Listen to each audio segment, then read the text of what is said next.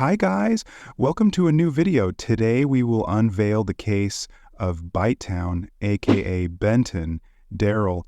He got charged with two felony counts of first-degree murder, two felony counts of aggravated battery, discharging of a firearm, misdemeanor counts of intent homicide of an unborn child, reckless conduct, possession of cannabis, 20 grams, obstructing identification and resisting a police officer.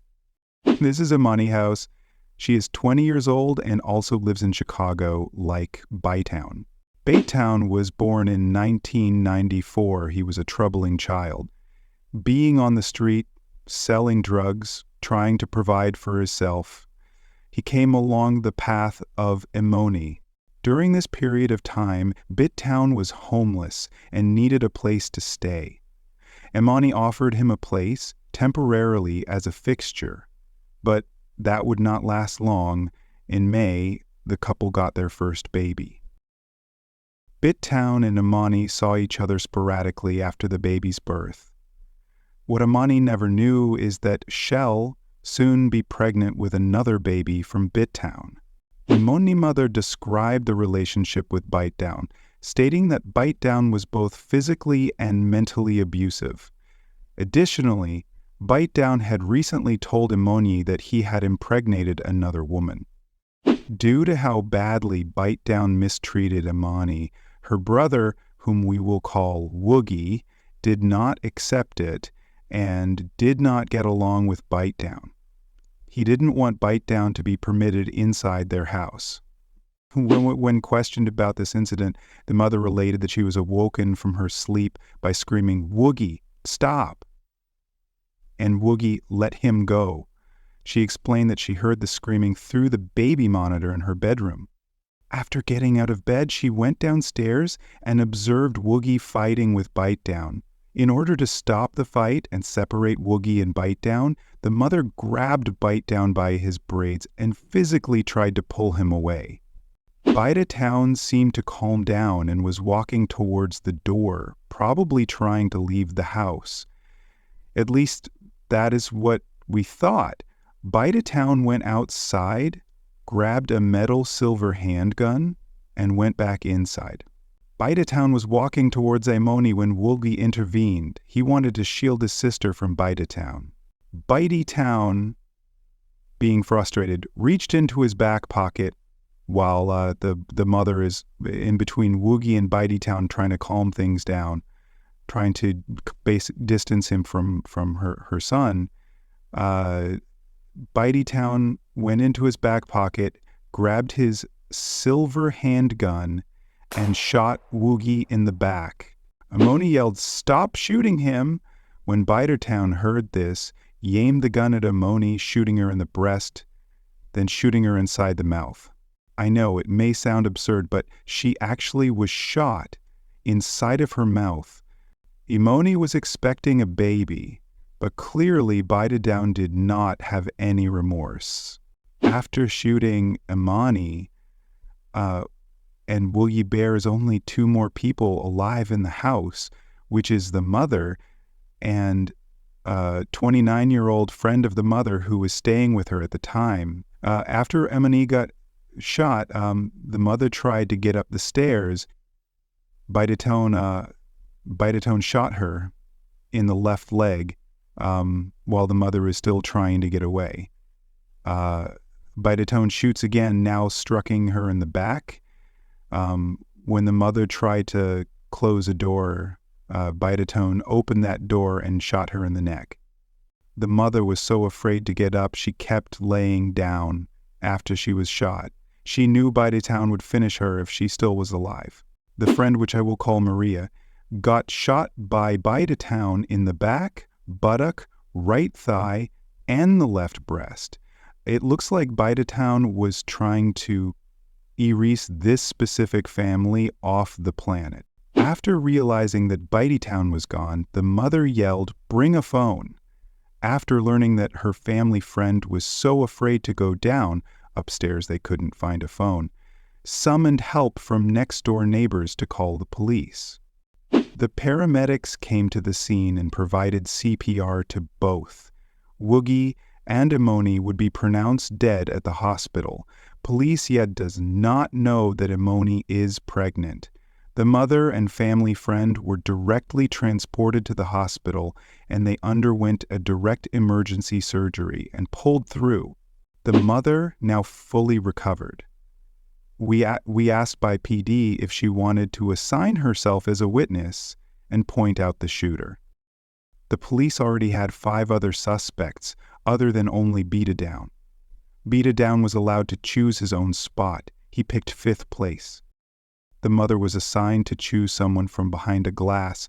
When she saw Bitedown, she started crying and pointed him out directly, signing the paper and leaving the place.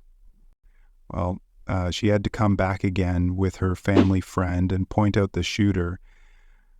Again, Bitedown had to pick a place, but this time he was not cooperating. He was holding his hands in front of his head and blocking his face with his dreads, so the police warned him to behave when he did not. They held his hands and pulled his dreads behind him so the victims could identify him. Again, Bitedown got pointed out as the shooter, and what the police would achieve as evidence next is even worse. On June 17th, 2017, a reporting detective was informed by a firearm technician that a high confidence correlation had been found between ballistic evidence in 2 separate investigations.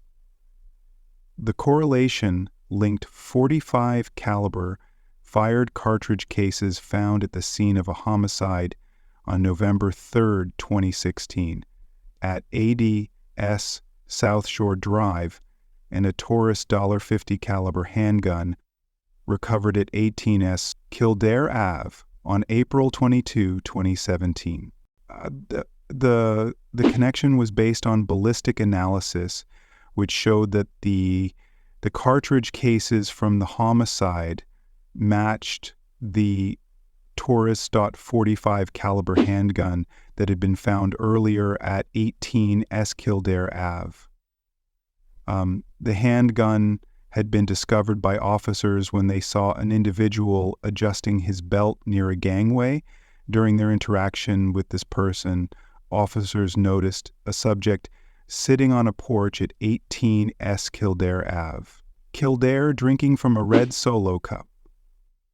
After the subject stood up and walked away, officers spotted the Taurus handgun next to the stairs where the individual had been sitting. After the weapons recovery, the officers searched the area for the suspect but did not locate him. Detective Deneen then requested further examination of the ballistic evidence by the Illinois State Police Crime Lab to support the investigation. What is even crazier is that the police linked a Taurus .45 caliber handgun when 5 months before this happened, he posted a picture on X with a Taurus .45 caliber handgun in his hand. And as you can see in this picture, on May 23, 2017, Bitedown gained access to a phone in his cell. He continued to tweet, "Free me, I ain't it did anything. This shows that Bitedown still carries around the same energy, and probably will never see daylight again."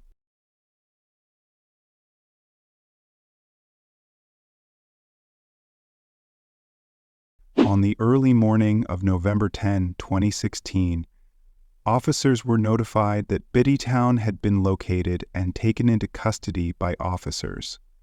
The arresting officers initially encountered Bitedown during a traffic stop when he was a passenger in a vehicle stopped for a minor traffic violation.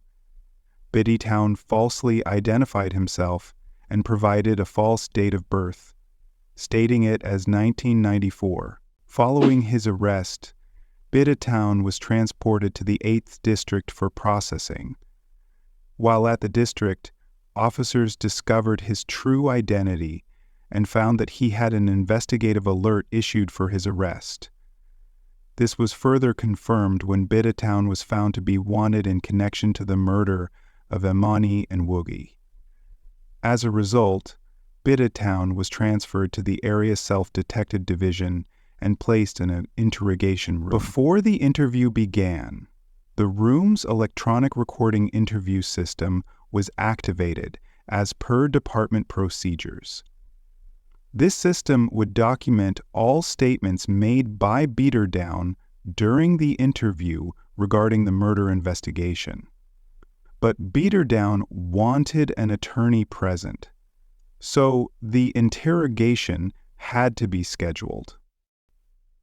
Bitedown is currently still waiting to be sentenced and will most likely be given a life sentence for the killing of 2 people, 1 baby and including 2 attempts. I hope you guys enjoyed this video. I tried to give you guys a detailed breakthrough since I've seen a lot of people spread misinformation about this case.